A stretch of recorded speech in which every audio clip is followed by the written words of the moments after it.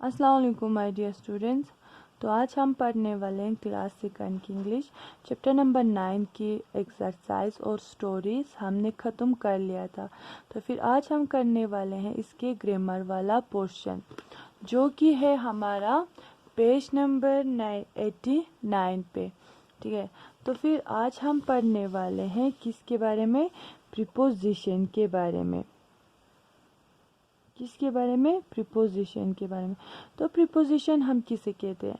Preposition हमें एक relationship दिखाता है किसी चीज़, किसी दो वर्ड्स के बीच में। ठीक है, यानी कि कोई भी दो वर्ड्स के बीच में ये हमें एक रिलेशनशिप शो करता है। और हमें ये जो प्रीपोजिशन है वो बोलता है या क्या, वेयर के बारे में, टाइम के बारे में और प्लेस के बारे में। ठीक है, अब उसी तरह से हमें यहाँ पे कुछ एग्जांपल्स दिया हुआ है। Bitti stuck the picture on the wall. जो बिट्टी थी उसने उस पिक्चर्स को यानी कि उन फोटोज़ को लगाया कहाँ पे? दीवार पे। ठीक है, ऑन दी वॉल। अब हमें यहाँ पे रिलेशनशिप शो हो रहा है किसके बीच में?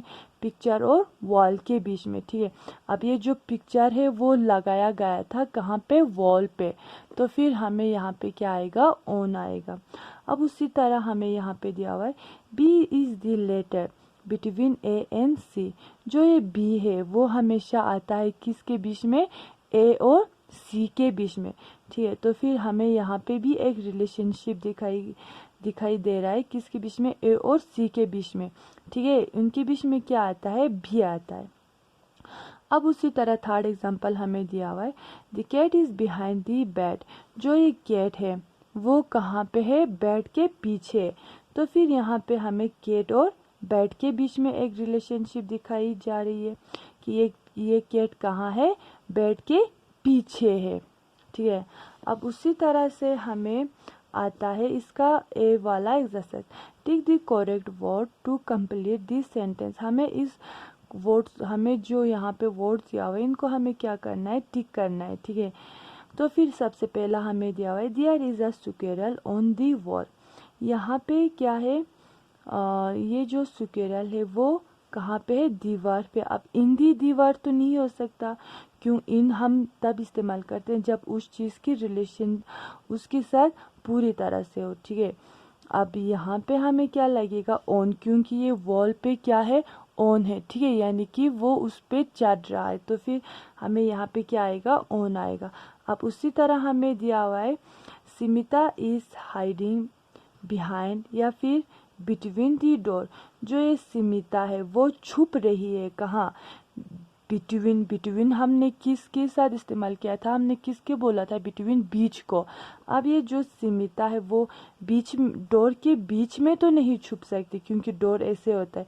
तो फिर यहाँ पे तो वो नहीं छुप सकती। ठीक है, अब वो कहाँ छुपेगी? डोर के पीछे छुपेगी। तो फिर हमें यहाँ पे क्या आएगा? बिहाइंड आएगा। ठीक है, तो फिर हमें यहाँ पे करेक्ट हमारा वर्ड बनता है बिहाइंड।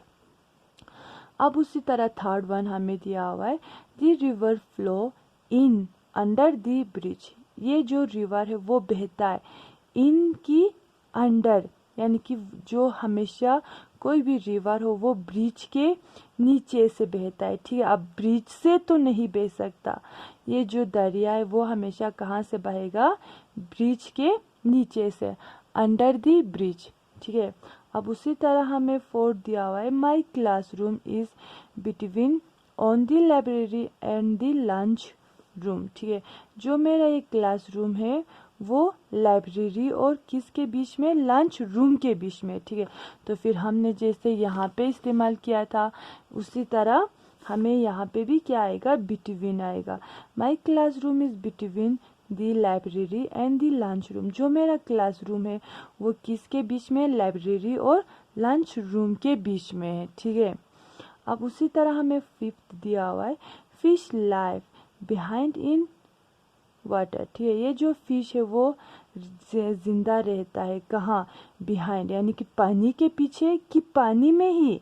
तो फिर वो हमेशा किस में जिंदा रहता है? पानी में ही। ठीक है, तो फिर यहाँ पे हमारा क्या आएगा?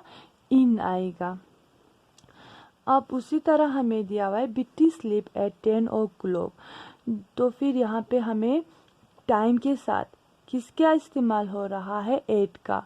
ठीक है, तो फिर हमेशा टाइम के साथ किसका इस्तेमाल होता है, एट का इस्तेमाल होता है। The word in the bold is a preposition of time. ठीक है, यानी कि ये जो बोल्ड में लिखा हुआ है, ये जो एट को थोड़ा सा मोटा करके लिखा हुआ है, उसे हम क्या कहते हैं, प्रीपोजिशन ऑफ टाइम कहते हैं।